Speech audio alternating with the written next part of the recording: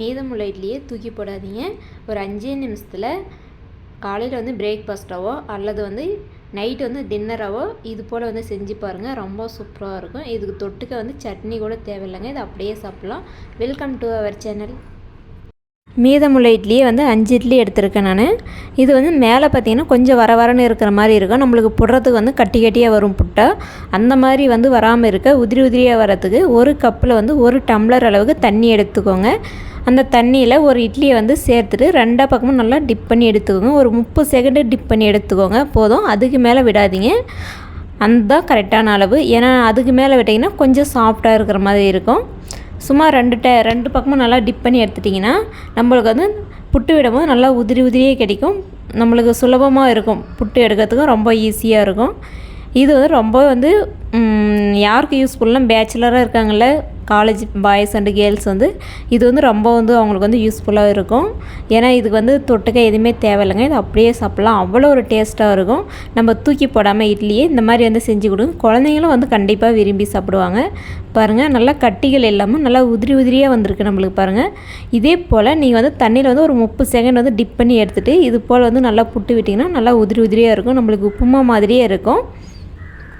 இது வந்து இட்லி உப்புமா தாங்க. ரொம்ப டேஸ்ட்டாக இருக்கும் சாப்பிட்றதுக்கு. இந்த மெத்தடில் ட்ரை பண்ணிங்கன்னா அவ்வளோ சூப்பராக இருக்கும்.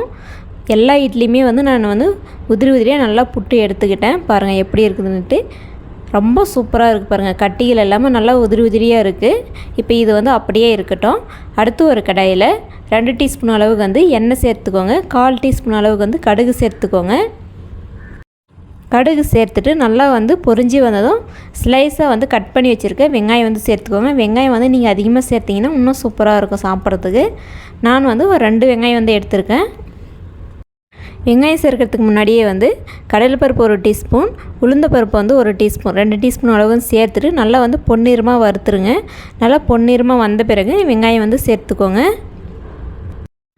இதுலேயே வந்து நட்ஸ் வந்து எதுனா இருந்தாலும் நீங்கள் வந்து சேர்க்கலாம். அதுவும் சேர்க்கும்போது ரொம்ப சூப்பராக இருக்கும். அதாவது வேர்க்கடலை, பாதாம், இந்த மாதிரி ஏதாவது முந்திரி இதெல்லாமே சேர்க்கலாம்.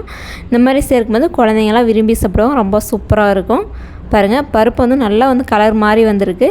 இப்போ வந்து கட் பண்ணி வச்சுருக்க வெங்காயம், பச்சை மிளகாய் வந்து உங்களுக்கு காரத்துக்கு தகுந்தாற் போல் நீங்கள் வந்து சேர்த்துக்கோங்க. நான் வந்து ஒரு 5 மிளகாய் எடுத்துருக்கேன். வெங்காயமும் பச்சை மிளகாயும் சேர்த்துட்டு நல்லா வந்து பொன்னிறமாக வந்து நல்லா வதக்கி எடுத்துக்கோங்க. நல்லா வந்து கலர் மாறி வந்ததும் நம்ம வந்து புட்டு வச்சுருக்க இட்லியை வந்து சேர்த்துக்கலாம். இதுக்கு வந்து சட்னி எதுவுமே தேவையில்லைங்க. இது வந்து அப்படியே சாப்பிட்லாம். அவ்வளோ சூப்பராக இருக்கும். டேஸ்ட் வந்து அட்டகாசமாக இருக்கும்.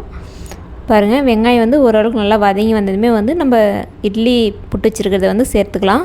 வெங்காயம் வந்து ரொம்ப பொன்னிறமாக வதங்கணும் அப்படிலாம் இல்லைங்க. கொஞ்சம் மீடியமாக வதங்கி வந்தால் போதும். ஏன்னா நம்ம அப்படியே சாப்பிட்றதுக்கு வாயில் கடிப்படும் போது நல்லா சூப்பராக இருக்கும். சேர்த்துட்டு நல்லா வந்து மிக்ஸ் பண்ணிக்கோங்க. இட்லியிலே வந்து உப்பு இருக்கிறதுனால நான் வந்து உப்பு சேர்க்கல. உங்களுக்கு வந்து இட்லியில் வந்து நீங்கள் உப்பு எந்த அளவுக்கு சேர்த்துறீங்களோ அந்தளவுக்கு பார்த்து உப்பு வந்து சேர்த்துக்கோங்க. ஏன்னா இட்லி வந்து எனக்கு கரெக்டாக இருக்குது உப்பு, அதனால் நான் வந்து சேர்க்கலை. நீங்கள் வேணும்னா சேர்த்துக்கோங்க. உங்களோட இட்லிக்கு உங்களுக்கு உப்பு எப்படி இருக்குதோ பார்த்து நீங்கள் சேர்த்துக்கோங்க. நல்லா வந்து மிக்ஸ் பண்ணிவிட்டு ஒரு 2 நிமிஷம் வந்து நல்லா மிக்ஸ் பண்ணால் போதுங்க. இப்போ வந்து தேங்காய் துருவல் வந்து 1 கப் வந்து சேர்த்துக்கோங்க. தேங்காய் துருவல் வந்து சேர்க்கும்போது நல்லா சாப்பிட்றதுக்கு சூப்பராக இருக்குங்க. தேங்காய் துருவல் சேர்த்துட்டு 1 நிமிஷம் வந்து நல்லா வந்து மிக்ஸ் பண்ணிக்கோங்க. மிக்ஸ் பண்ணிவிட்டு அடுப்பை வந்து ஆஃப் பண்ணிடுங்க. இது கூட வந்து கொத்தமல்லி தழை வந்து லைட்டாக வந்து தூவிட்டு அடுப்பை ஆஃப் பண்ணிடுங்க. சூப்பரான வந்து இட்லி உப்புமா ரெடி ஆயிடுச்சு. மீதமுள்ள இட்லியை தூக்கி போடாமல் கண்டிப்பாக இப்படி ட்ரை பண்ணி பாருங்கள். எல்லாருமே விரும்பி சாப்பிடுவாங்க. ரொம்ப சூப்பராக இருக்கும்.